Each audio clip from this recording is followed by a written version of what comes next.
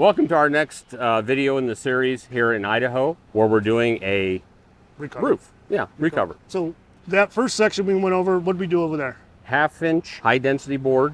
Heat induction. There you go. The 10-foot sheets. Correct. So we're going to switch gears from this section down. What are we going to do here? What's this green stuff we're standing on here? This green stuff is called Polymat.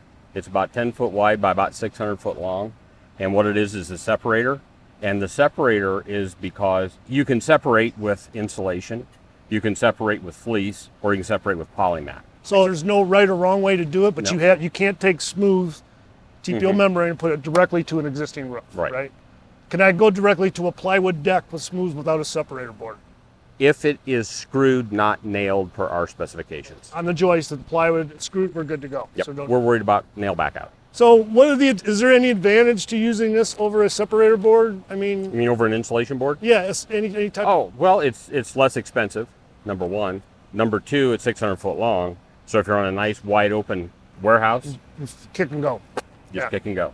The labor you save is ridiculous. So what about on a windy day? Does it be a challenge if you're kicking this out on a windy day? Well, if you're going to do it on a windy day, you roll this out maybe 5 foot, set your roll, and you take Right, both top together. of it. Right. How much are we overlapping this seam? I believe it's 6 inches. 6-inch overlap. So Dave, on this job, it's kind of a lot of units in the way. So now you got to kick this out, you have to cut this, and you have to cut the sheet when you go around all these units. Well, let's take a step back too. If I put down a board, You got to cut that. now I've put down a 4x8, I've got the labor, I've got the fasteners, I've got a lot of cutting.